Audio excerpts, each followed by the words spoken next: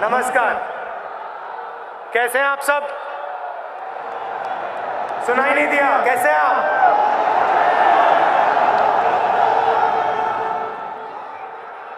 Manmohan Singh ji, mood अच्छा है? अच्छा है। मनमोहन सिंह जी, श्रीमती सोनिया गांधी जी, मोतीलाल वोरा जी, गुलाम नबी आजाद जी, मल्लिकार्जुन खड़गे जी, पीसी चाको जी, अजय माकन जी, स्टीयरिंग कमेटी के हमारे सब मेंबर्स, विदेश से जो फॉरेन डेलीगेट्स आए हैं, AICC members, PCC delegates, frontal organization के हमारे सब कार्यकर्ता, पार्टी के कार्यकर्ता, मीडिया से हमारे जो दोस्त आए हैं, आप सबका यहां दिल से बहुत बहुत स्वागत। नमस्कार।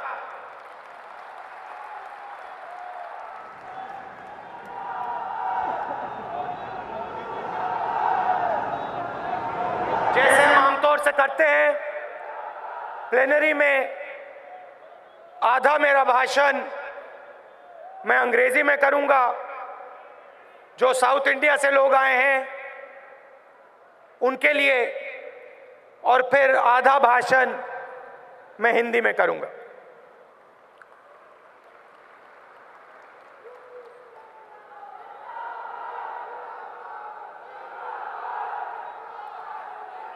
Thousands of years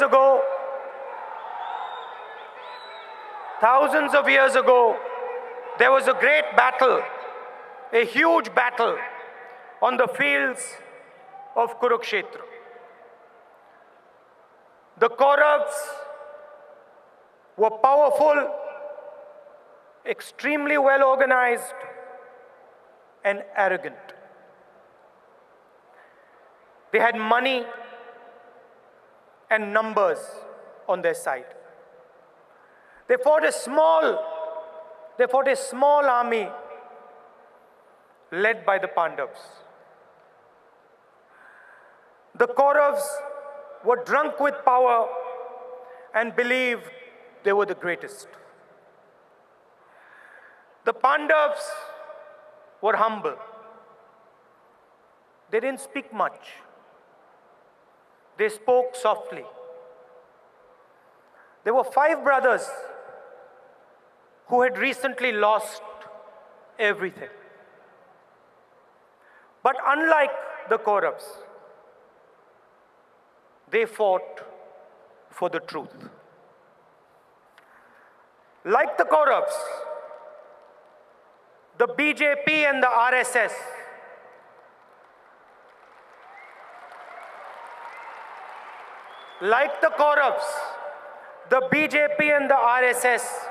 are designed to fight for power. Like the Pandavas, the Congress is designed to fight for the truth. The people of this country will accept a lying BJP leadership drunk with power, because they know that is what the BJP is designed for.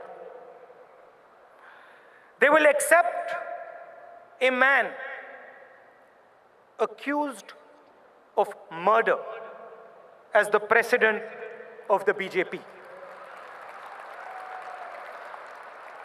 But the people will never accept the same in the Congress party. Because they understand deeply, गहराई से समझते हैं कि ये जो Congress party का संगठन है, ये सच्चाई का संगठन है।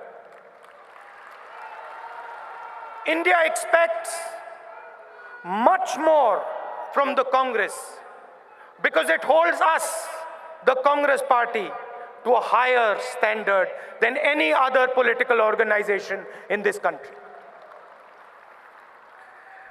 India will never let us behave like the BJP or the RSS. It will never let us lie. It will never let us hate. It will punish us if we do nothing but make a grab for power. The BJP is the voice of an organization. Friends, the Congress is the voice of a nation.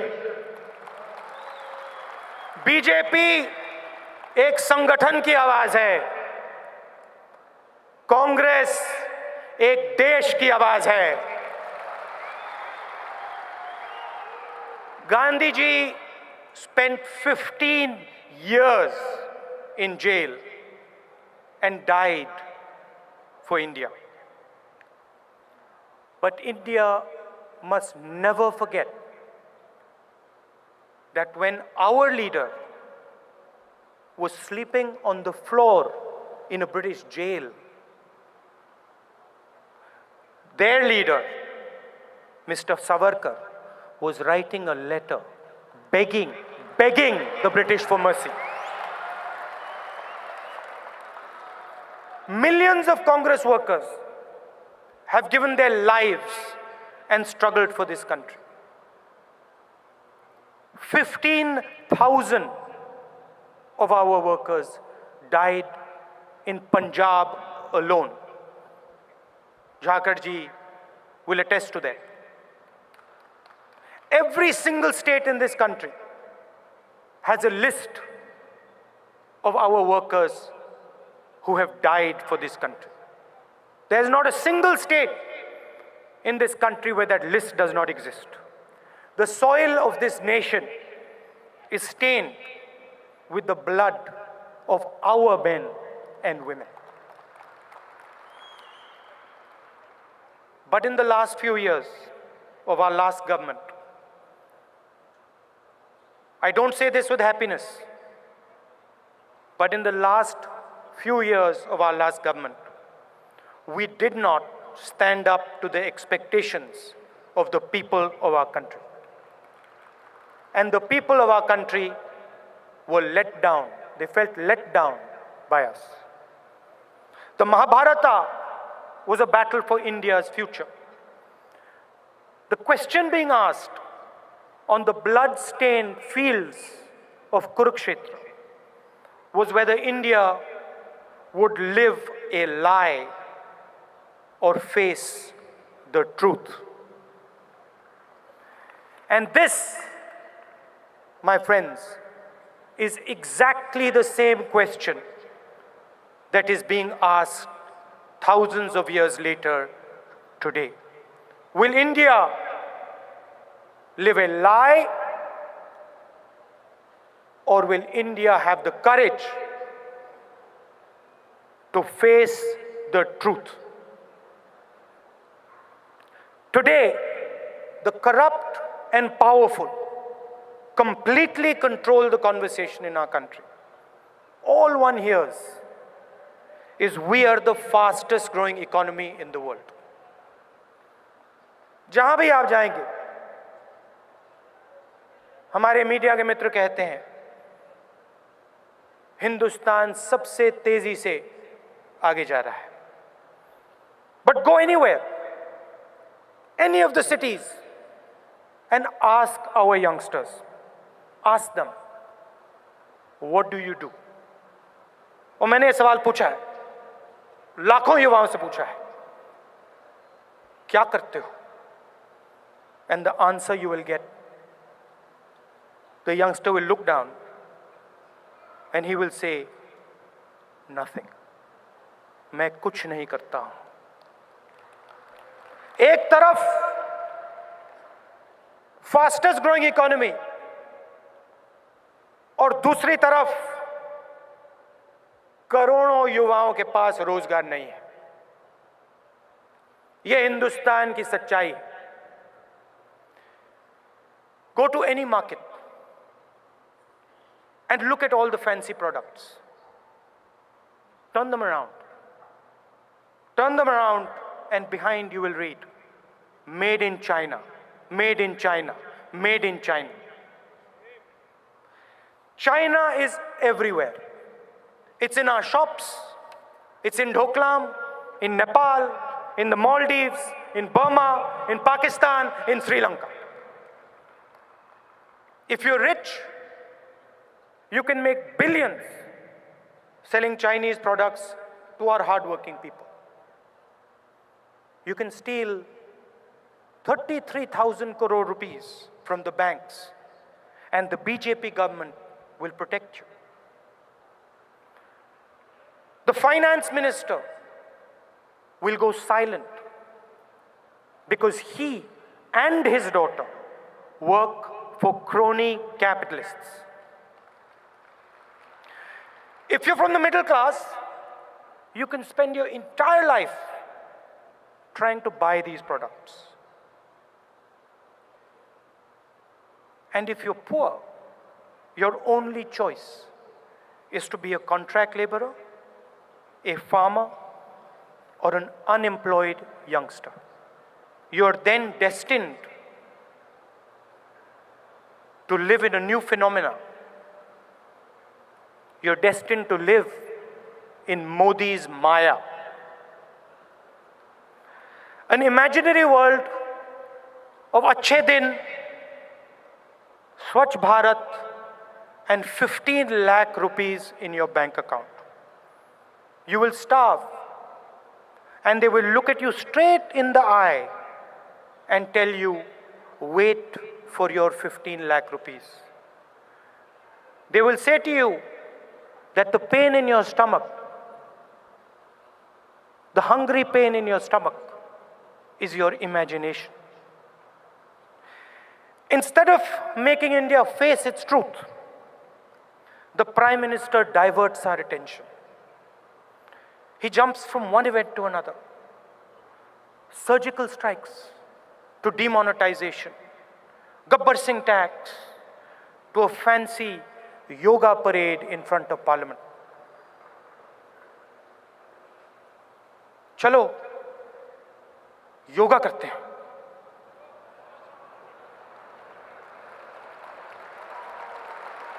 रोजगार नहीं है, किसान मर रहे हैं, चलो India gate के सामने योगा करते हैं। When it's important for the PM to speak, he goes silent. And then he stops us, the rest of the country, from speaking. But we do not work for the rich and powerful. We in the Congress are the servants of the people. No one, no matter how powerful, can silence us, can silence the Congress party from seeking justice for the people of India. No one can silence us from speaking the truth. For thousands of years, the ideas the RSS defends have crushed our people. It was these very ideas that made Ambedkar ji go thirsty on his bullock cart ride to Koregaon. The ideas that the RSS defends ensured that a touchable person had to open the tap for him in school so he could drink water. It is the same ideas that the RSS defends that forced Ambedkar ji's elder sister to cut his hair for him because no one else would. It is the ideas that they defend that still ensure that millions of our artisans, our potters, our carpenters, our barbers, our tailors never get the true fruits of their labor. The same ideas were in the minds of those criminals who taped and WhatsApped themselves beating those young Dalit boys in Una. The radicals keep telling us, the Indian people, that we don't understand. When we ask questions, when we demand answers, they tell us, be quiet, you don't understand. They tell the tribal, the jungle is not yours, because we know better what to do with it. They tell the millions of Muslims who never went to Pakistan and supported our great nation, you don't belong here. They tell the Tamils, change your beautiful language. They tell the people from the Northeast, we don't like what you eat. They tell women, dress properly or we'll thrash you. They told Gauri Lankesh and Kalburgi, question us and you will die. They tell our honest businessmen to shut up and allow corrupt officers to extort their hard-earned money.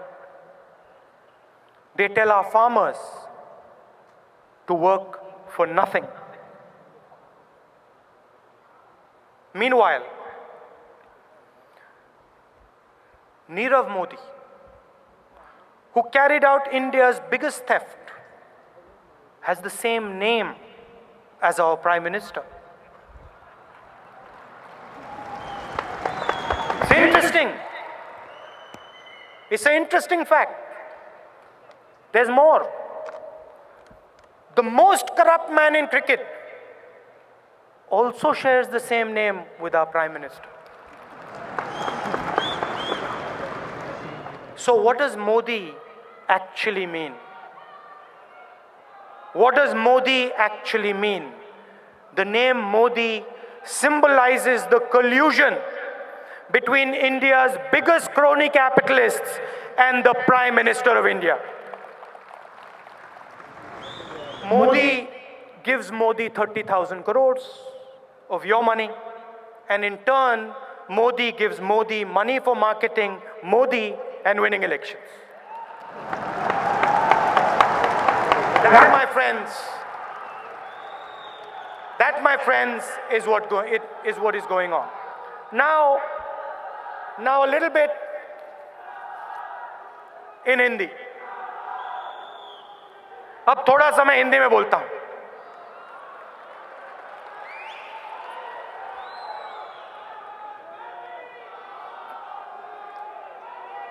Gujarat का चुनाव हुआ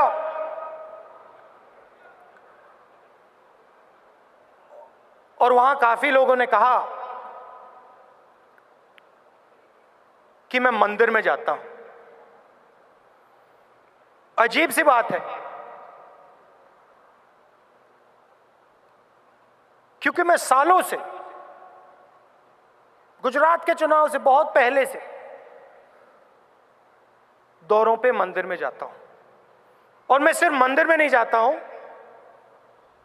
मैं मस्जिद में, गुरुद्वारे में, church में मैं जाता हूं. मगर राजनीति में जब भी कोई मुझे बुलाता है मैं जाता हूं. राजनीति में सीखने को मिलता है. 10 साल पहले, 15 साल पहले 34 साल की उम्र थी, राजनीति में आया और जैसे बहुत सारे युवा हैं, सीखने को मिलता है. सिंधिया जी बैठे हैं, पायलट जी बैठे हैं, कमलनाथ जी बैठे हैं, जो यूथ कांग्रेस में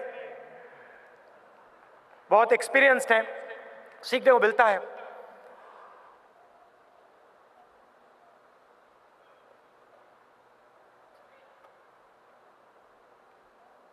दो मंदिरों की मैं आपको कहानी बताना चाहता हूं. इजाजत है?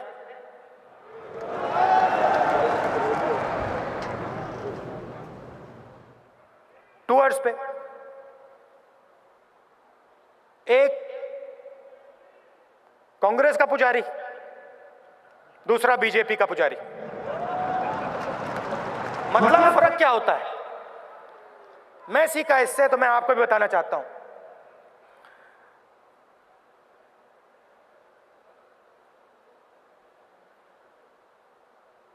पहला मंदिर, अंदर गया, शिव का मंदिर था, पूजा हो रही थी, पंडित जी बैठे थे। पूजा खत्म हुई, अलग अलग चीजें की। सवाल पूछने की आदत है, तो मैंने पंडित जी से पूछा, करण सिंह जी से भी बहुत पूछता हूं। पंडित जी से मैंने पूछा, गुरुजी ये आप बताइए आपने किया क्या? आपने दूध डाला, पानी डाला, मंत्र पढ़े, आपने किया क्या?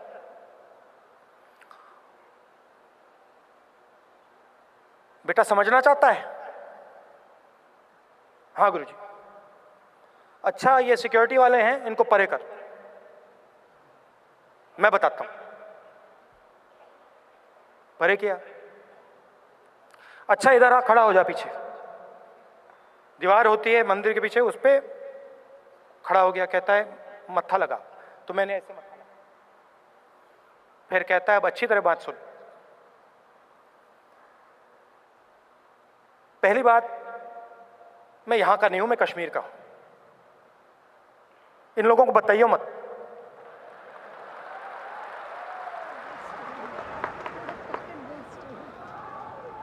अब सुन, तू भगवान ढूंढ रहा है ना, तुझे भगवान कहीं भी मिल जाएगा, जहां तू देखेगा तुझे दिखेगा। मंदिर में ढूंढना है, मंदिर में मिलेगा, चर्च में मिलेगा, मस्जिद में मिलेगा, गुरुद्वारे में मिलेगा, पेड़ों में मिलेगा, आसमान में मिलेगा। जहां तू देखेगा तुझे भगवान दिखेगा। ये जो हमने किया, ये हम करते हैं, ये हमें करने दे। मगर तू अगर भगवान ढूंढ रहा है, जहां भी तू देखेगा तुझे दिखेगा। धन्यवाद गुरुजी, बहुत अच्छी बात कही, मैं चला गया। उसी के बाद बिल्कुल वैसी सिचुएशन, दूसरा मंदिर, शिव का मंदिर, वही पूजा, वही सवाल, गुरुजी ये आपने क्या किया? बेटा ये मत पूछो।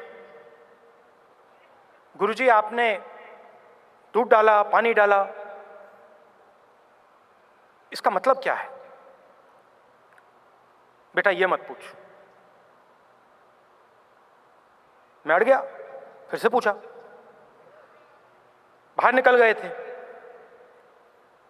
पंडित जी कहते हैं देखो बेटा, मैंने पूजा कर दी है तेरे लिए, अब तुम प्रधानमंत्री बनने जा रहे हो। सुनो, कहानी खत्म नहीं हुई। अब तुम प्रधानमंत्री बनने जा रहे हो। वो छत देख रहे हो? हां जी गुरुजी। क्या है उस छत पे? सीमेंट है गुरुजी। ऐसे करना, जब तुम प्रधानमंत्री बन जाओगे उस छत पे सोना लगा देना।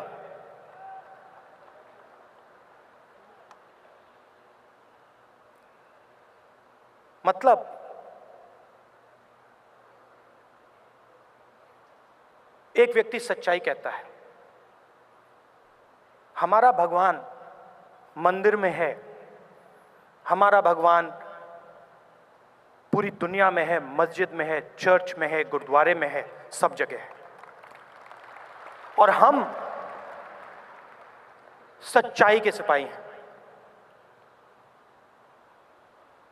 बीजेपी की राजनीति में बीजेपी का जो धर्म है वो सिर्फ सत्ता को छीनने के लिए है।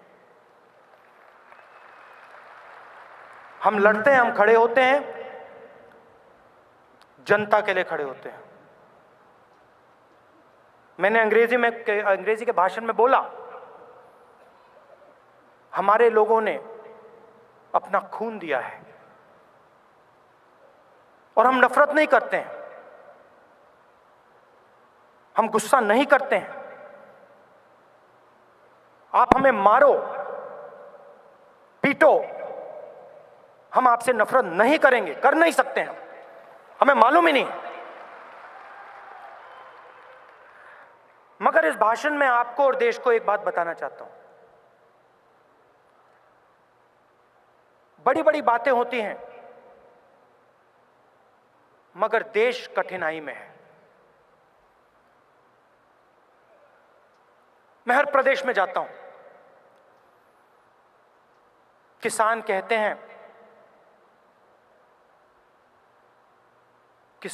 हैं कि हम जी नहीं सकते हैं। खेती में से पैसा बनता ही नहीं है, आत्महत्या करनी पड़ती है। दूसरी तरफ करोड़ों युवा बेरोजगार, रास्ता नहीं दिख रहा है, समझ नहीं आ रही है क्या करना है। 4 साल पहले नरेंद्र मोदी जी पे इन लोगों ने भरोसा किया था। मैंने योगा का मजाक उड़ाया, मगर वो सच्चाई है। जो भरोसा उन्होंने मोदी जी पे किया वो टूट गया है, पूरी तरह टूट गया, खत्म हो गया है। और देश का युवा सवाल पूछ रहा है कि रोजगार की जो समस्या है, और ये सबसे बड़ी समस्या है, पहले नंबर पे रोजगार, दूसरे नंबर पे किसान। देश का युवा पूछ रहा है कि रोजगार की समस्या को कैसे हल किया जाएगा। और एक ही संगठन है, इस पूरे देश में एक ही संगठन है, मैं बता रहा हूं आपको, ये हाथ वाला संगठन, ये हिंदुस्तान की शक्ति का संगठन, जो युवाओं को इस देश में रोजगार दे सकता है। और कोई संगठन है ही नहीं। मगर उस काम को पूरा करने के लिए इस संगठन को बदलना पड़ेगा। और शायद आप में से कुछ लोगों को यह बात अच्छी ना लगे, मगर मुझे ये कहनी पड़ेगी, इस संगठन को बदलना पड़ेगा। कैसे बदलना पड़ेगा मैं बताता हूं। वो जो पीछे हमारे कार्यकर्ता बैठे हैं, उनमें ऊर्जा है, शक्ति है, देश को बदलने की शक्ति है।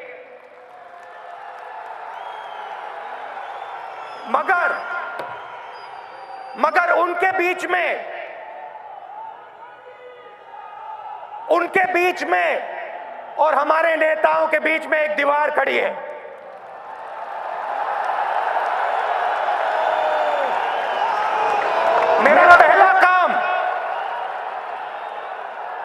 मेरा पहला काम उस दीवार को तोड़ने का होगा।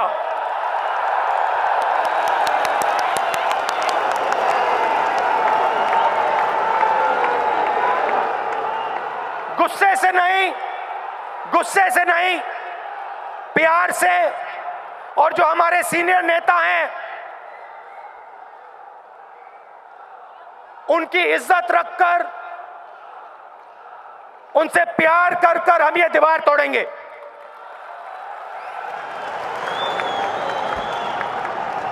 इस दीवार के अलग अलग मैनिफेस्टेशंस होते हैं,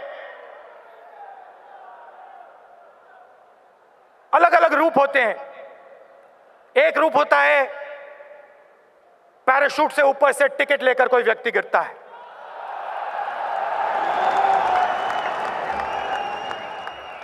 दूसरा रूप होता है 10-15 साल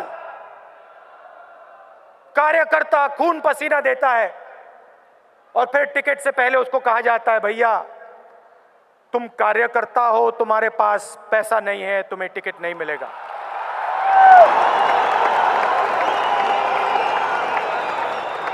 नहीं नहीं नहीं नहीं नहीं नहीं, तुम कार्यकर्ता हो, तुम्हारे दिल में कांग्रेस पार्टी की विचारधारा है, तुम्हें टिकट मिलेगा।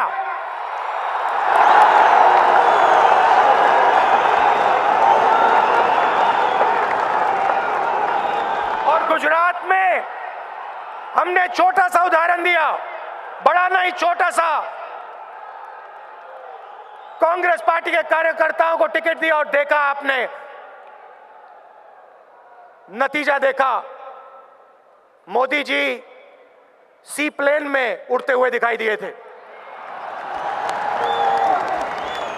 जिस दिन कांग्रेस पार्टी के कार्यकर्ता को हमने सचमुच में शक्ति दे दी, सी प्लेन छोड़ो, सबमरीन में दिखाई देंगे।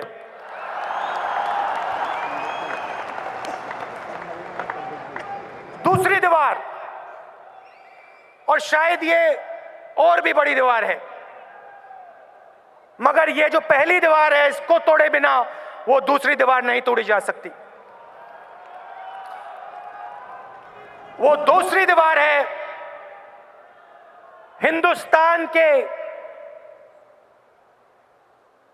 युवाओं और राजनीतिक सिस्टम के बीच में दीवार। आज युवा देखता है,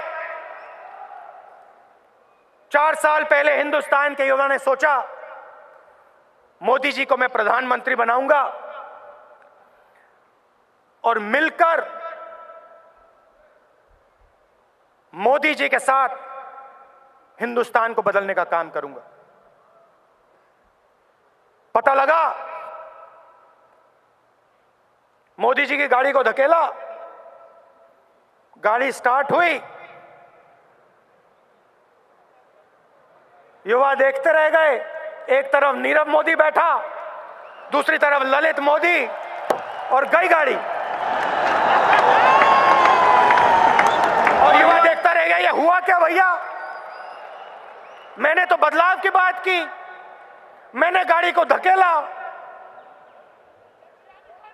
एक तरफ राफेल हवाई जहाज, दूसरी तरफ अमित शाह जी का पुत्र।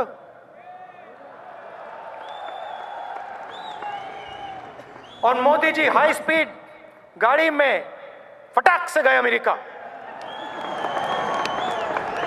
तो वो दीवार तोड़नी है। और मैं हिंदुस्तान के युवाओं से कहना चाहता हूं, आप ये स्टेज देखो, बाकी सब राजनीतिक संगठनों की ऐसी मीटिंग आप देख लो, आपको किसी भी मीटिंग में ऐसा खाली स्टेज नहीं दिखाई देगा। हिंदुस्तान के युवाओं जो कांग्रेस पार्टी में हैं और बाहर हैं, यह स्टेज आपके लिए मैंने खाली किया है।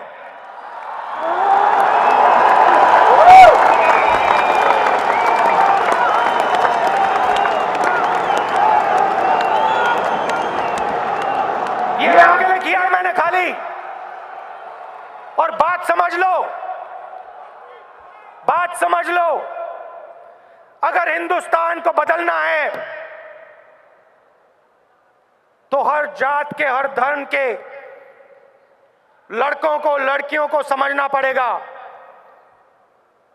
आप ही बदल सकते हो और कोई नहीं बदल सकता है। ना नरेंद्र मोदी बदल सकता है,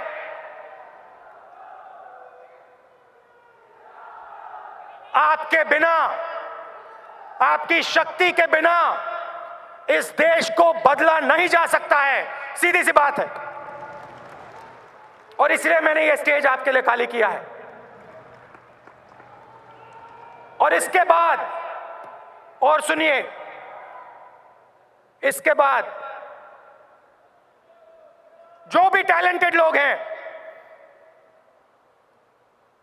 जो हिंदुस्तान के विजन को मानते हैं, समझते हैं, जिनके दिल के अंदर हिंदुस्तान की आग जलती है, करोड़ों लोग हैं, हिंदुस्तान में हैं, अमेरिका में हैं, अलग अलग देशों में हैं। मैं आपको कहना चाहता हूं, इस स्टेज को आपसे मैं भरूंगा, आपको लेकर घसीट घसीट कर यहां लाऊंगा। जो टैलेंटेड लड़के हैं, लड़कियां हैं इस देश में, जैसे 70-80 साल पहले आप कांग्रेस पार्टी को देखते, महात्मा गांधी, जवाहरलाल नेहरू, सरदार पटेल, आजाद, जगजीवन राम, लिस्ट थी, और इनमें से कोई भी व्यक्ति इस देश को चला सकता था। वही मेरा सपना है। जैसे उन दिनों कांग्रेस पार्टी हुआ करती थी, वैसी कांग्रेस पार्टी मैं देखना चाहता हूं।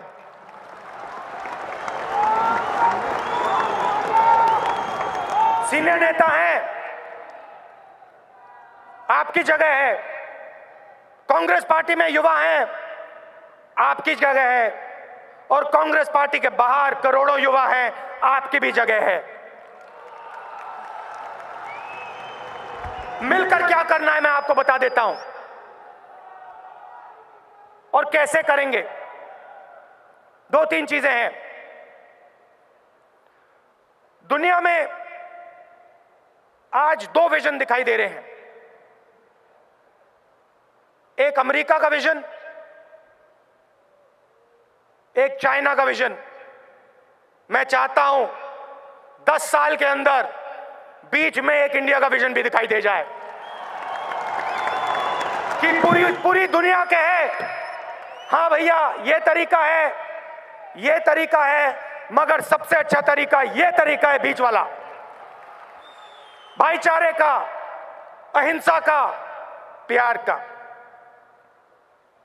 करने के लिए युवाओं को रोजगार। सीधी सी बात है, चाइना के साथ कंपटीशन है। 30,000 24 घंटे में रोजगार देते हैं। प्यार से मुकाबला करना है, दुश्मनी से नहीं, नफरत से नहीं, मगर प्यार से। रोजगार कैसे आएगा? हर डिस्ट्रिक्ट में कोई ना कोई चीज बनती है। यूपी को देख लीजिए, कानपुर, मिर्जापुर, मुरादाबाद, लखनऊ, कोई भी डिस्ट्रिक्ट देख लीजिए, शिवकाशी, शिवकाशी। स्किल्स की हिंदुस्तान में कोई कमी नहीं है, इंटेलिजेंस की हिंदुस्तान में कोई कमी नहीं है, ऊर्जा की हिंदुस्तान में कोई कमी नहीं है। कमी एक है, जिसके पास स्किल्स हैं, जिसके पास ऊर्जा है, उसके पास बैंक लोन नहीं है, उसके पास टेक्नोलॉजी नहीं है। तो जो हमारा स्किल्स का ढांचा है, हर डिस्ट्रिक्ट में हम उसको बैंक के पैसे से और टेक्नोलॉजी से जोड़ने का काम करेंगे। दूसरी बात, आज किसान अनाज उगाता है, सब्जी उगाता है, ज्यादा से ज्यादा खराब हो जाता है। यूपी के सड़कों पे आलू दिखाई देते हैं, किसान फेंक देते हैं, इसको हम बेच नहीं सकते। पूरे देश में कांग्रेस पार्टी फूड पार्क्स का नेटवर्क लगाएगी, बिछाएगी, फैलाएगी। हर डिस्ट्रिक्ट में किसान अपना अनाज, अपनी सब्जी, अपना फल डायरेक्टली सीधा फूड प्रोसेसिंग फैक्ट्री में जाके बेचेगा। और एक और आश्वासन मैं हिंदुस्तान के किसान को देना चाहता हूं यहां से,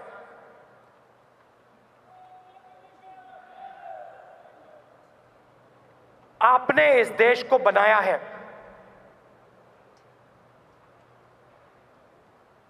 टेक्नोलॉजी से पहले बड़े बड़े उद्योगों से पहले आपके खून पसीने ने इस देश को बनाया है। और यह देश उस बात को कभी नहीं भूलने वाला है। हमारी सरकार आएगी, हम आपकी रक्षा करेंगे, दिल से आपकी रक्षा करेंगे। और जैसे हमने 70,000 करोड़ रुपए का कर्जा माफ किया था, वैसे ही हम आपकी जरूरत पड़ने पे मदद करेंगे।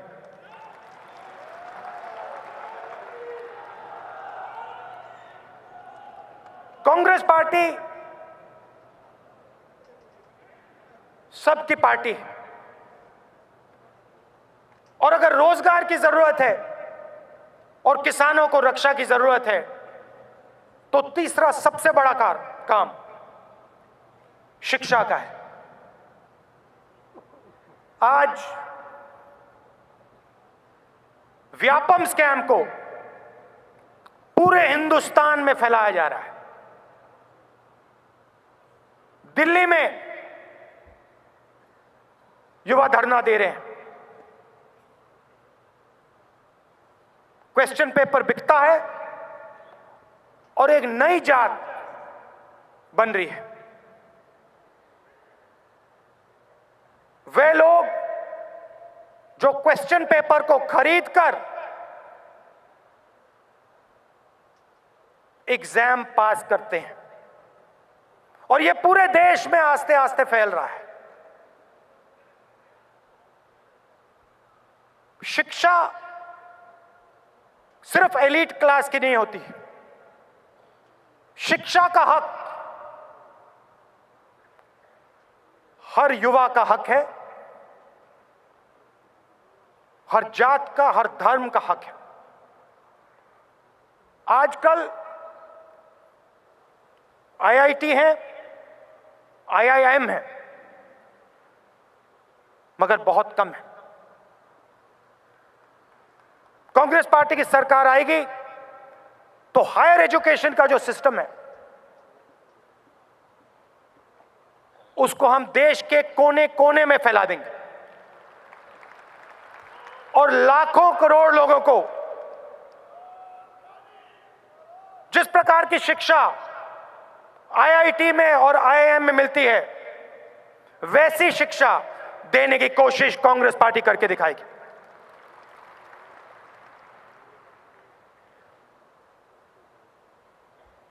पूरे देश में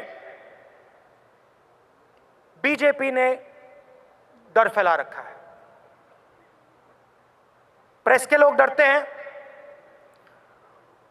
और पहली बार हमने देखा 70 साल में यह कभी पहले देखने को नहीं मिला।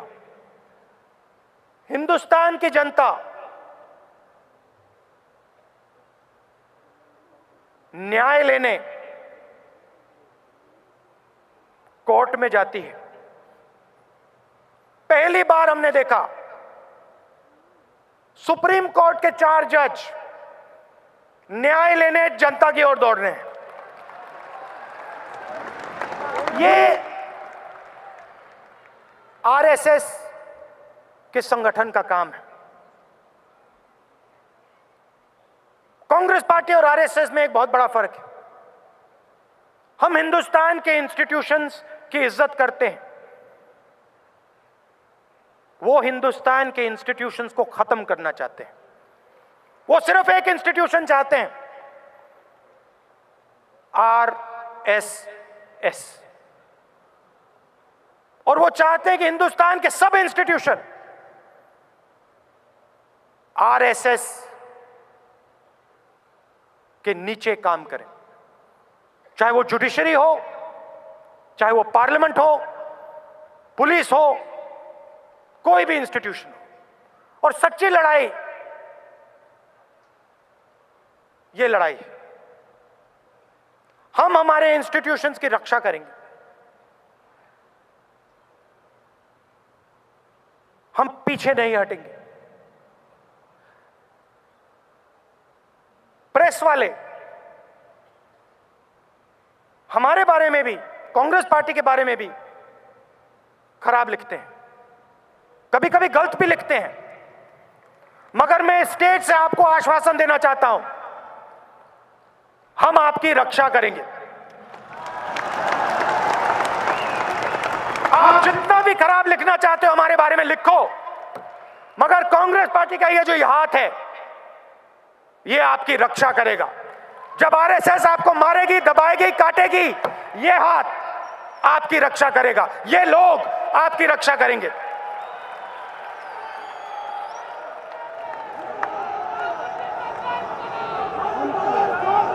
दो विचारधाराओं की लड़ाई है, दो विचारधाराओं की लड़ाई है, और हमारी विचारधारा चुनाव में जीतने जा रही है। आपने देखा होगा एक के बाद एक बीजेपी चुनाव हार रही। मोदी जी के चेहरे में चेंज देखा होगा आपने, थोड़ा सा सूट गायब हो गया, अब सूट नहीं पहनते और सोच रहे हैं कि शायद गुजरात में निकल गए, शायद 2019 में नहीं निकल पाएंगे, फंस जाएंगे। तो कांग्रेस पार्टी को लड़ना है बिना डरे, किसी से नहीं डरना आपको। गांधी जी का संगठन है, शेरों का संगठन है ये।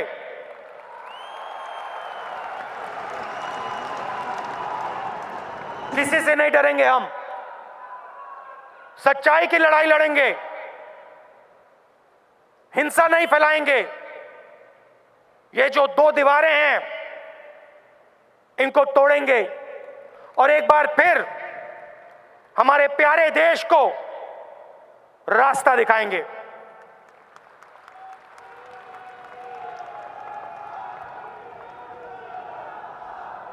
आपने, जैसे मैंने कहा, 15 साल से मैं राजनीति में हूं, आसान नहीं है।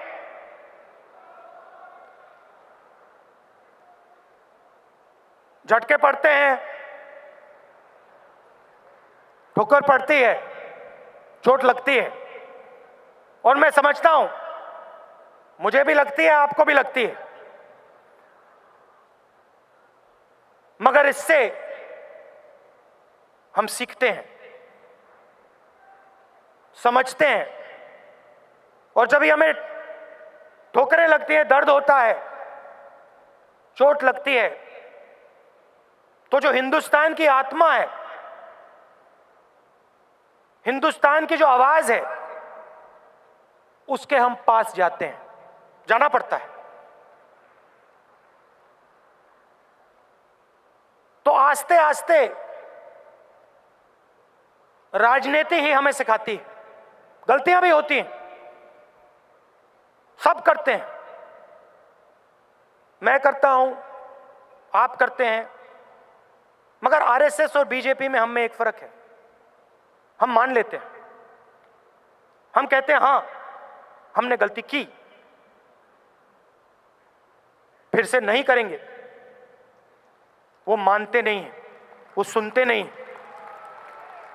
डिमोनेटाइजेशन करेंगे, पूरी दुनिया कह दे गलती की, मोदी जी आंसू बह देंगे, मगर ये नहीं मानेंगे कि गलती की। मैं आपको बताता हूं, मनमोहन सिंह जी बैठे हैं, हमारे सीनियर नेता बैठे हैं, एंटनी जी बैठे हैं। अगर ऐसी गलती, कांग्रेस पार्टी ऐसी गलती कभी नहीं करेगी, मगर गलती ऐसी की होती तो 1 मिनट में हमारे सब नेता कहते हैं हाँ हमने गलती की, अब इसको ठीक करते हैं। 1 मिनट में करोड़ों लोगों को चोट मारी, मगर यह नहीं कह सकते कि भैया हमने गलती की। गब्बर सिंह टैक्स लागू कर दिया,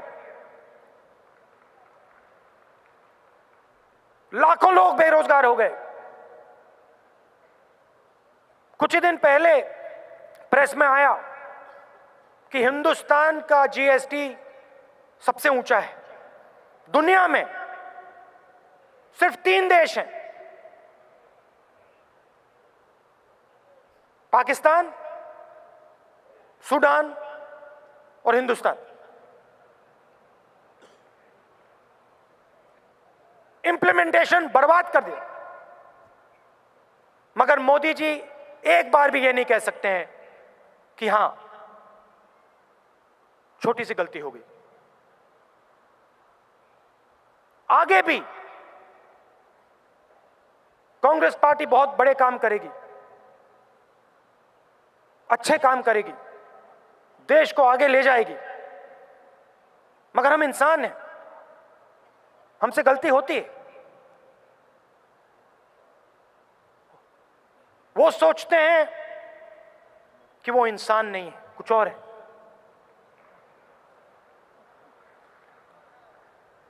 शायद मोदी जी सोचते हैं कि वो भगवान के अवतार हैं।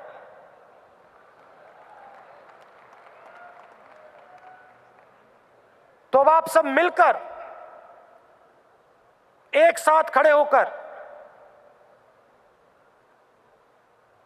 झगड़ा करना है चुनाव के बाद। प्लीज, थोड़ा सा होता है, मगर अब अगले 6-7 महीने के लिए थोड़ी कड़ी डिसिप्लिन चलेगी, थोड़े झटके लगेंगे।